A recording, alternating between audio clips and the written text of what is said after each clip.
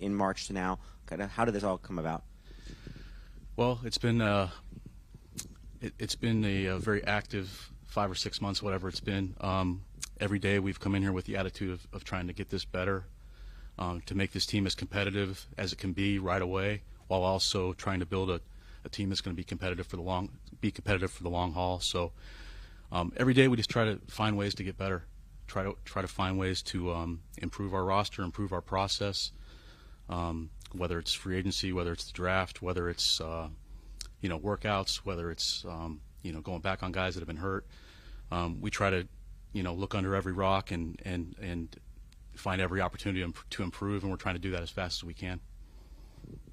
Mitch Tischler, Monumental Sports. For you guys up top, you, Dan, Adam, how has it been kind of all working together, and how collaborative has the group been, and how's the hierarchy worked out, and all those different things? It's been great. I'll be honest with you. It's been a really cool experience. This is a great building to be in right now. I feel like it's a very unique situation where a lot of really motivated, talented people came together to try to do something special. Dan and Adam both have great reputations, and they've been winners. And a lot of people came here, believing in them, and the energy, the atmosphere is really good. Players, coaches, staff, existing employees, like everybody's bought in. There's great energy in this building. There's a lot of excitement for next Sunday, and we're ready to get going. It's been a really fun process, and it's like I said, I think it's a really unique situation where just so many really talented people have come together to do something special. John Kine from ESPN. Obviously, you've gone through different coaching changes before, but coming to a new place and then having to learn what another new coach wants. How is that process, and how long does it take you to kind of get used to knowing pretty much what a Dan Quinn player would look like? I thought we did a really good job early in the process of explaining exactly what they do scheme-wise and what they look for player-wise. Right out the gate coming in here, we had some, film sessions and some sessions where we talked through exactly what they believe in, what they do with our scouts, and some back and forth with our coaches. And I think very early in the process we got on the same page of what we're looking for in terms of people, in terms of scheme, in terms of players.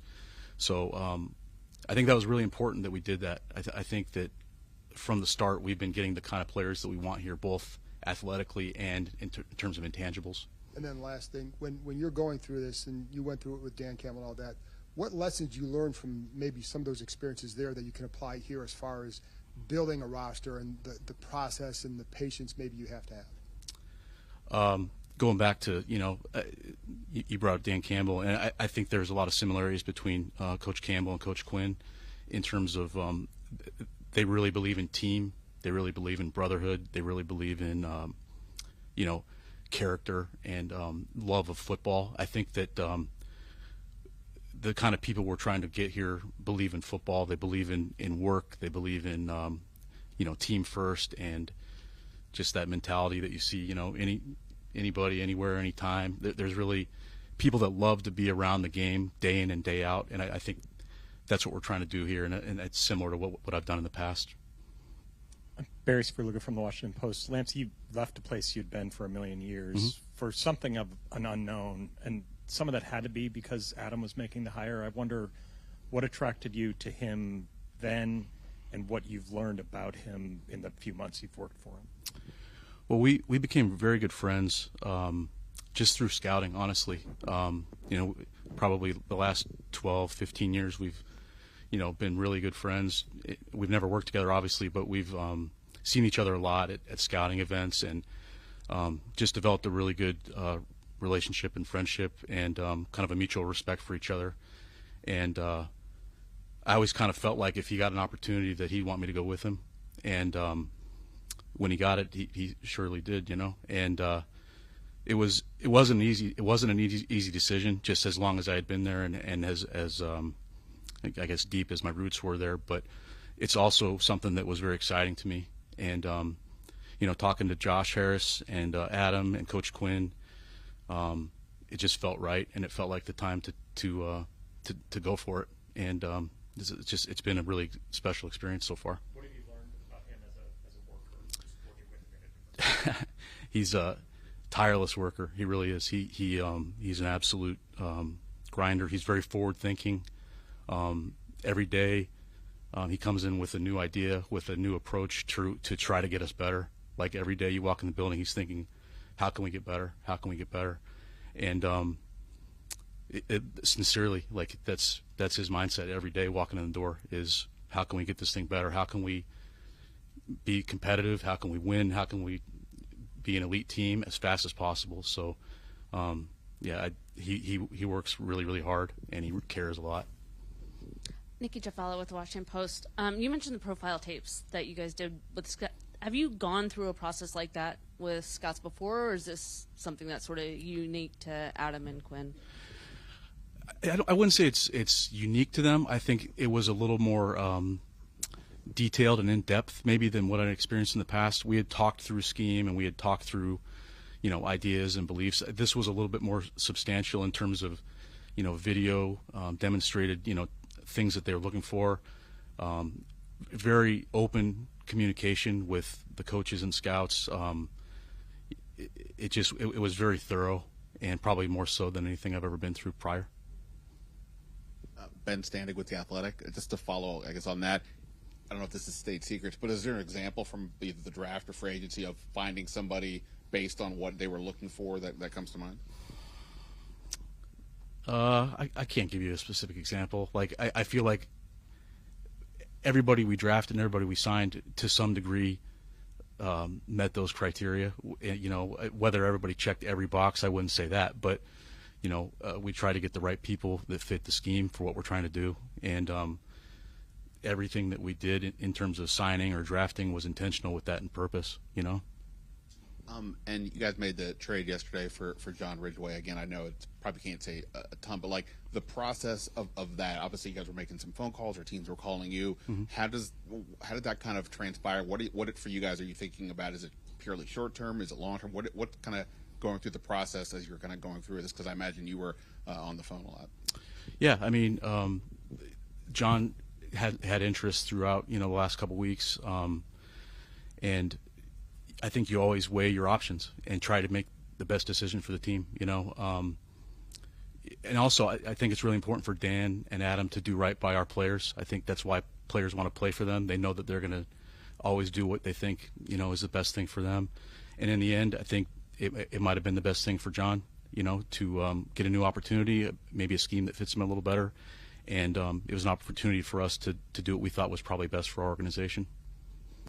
Hey, Lance, David Aldridge with The Athletic. I know there is always a push-pull between short-term and long-term when you're building a roster. I wonder if it's any more pronounced when you come into a situation like this one that has been not good for a long time. And did the Detroit experience inform you in any way because of the possible similarities there?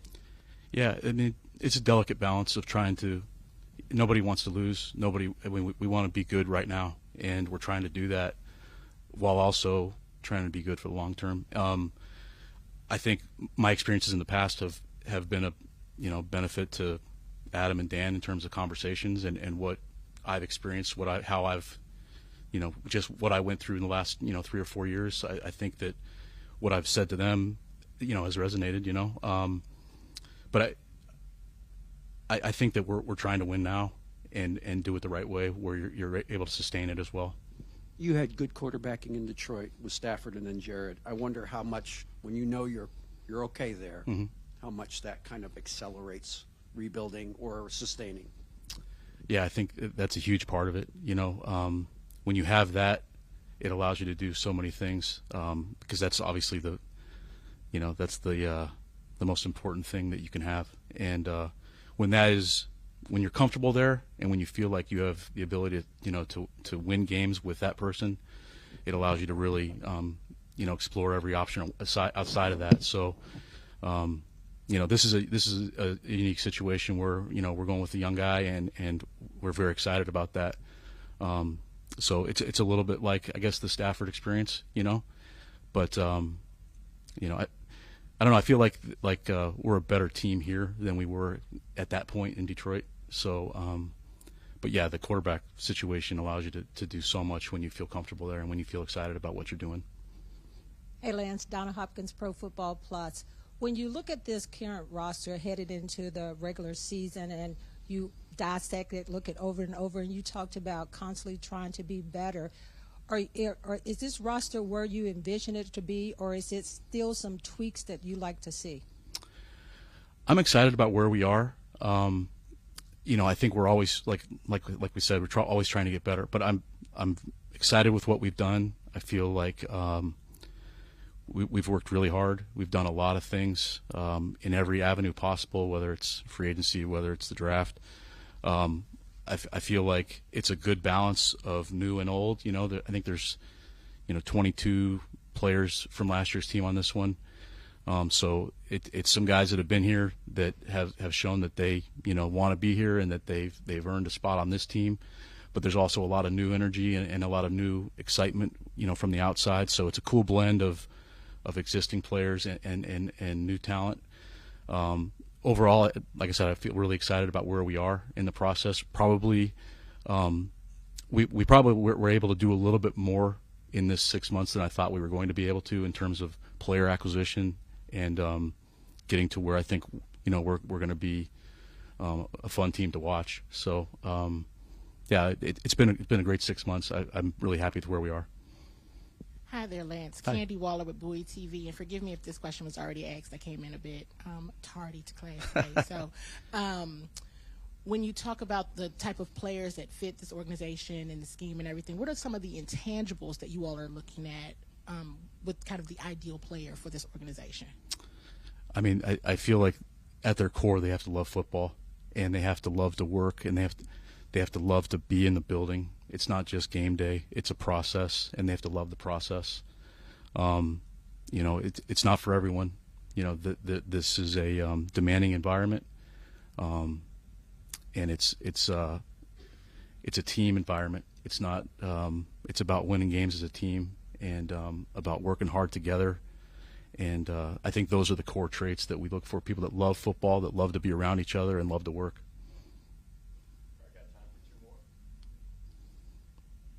Good. Thanks, guys. Appreciate it. See you guys.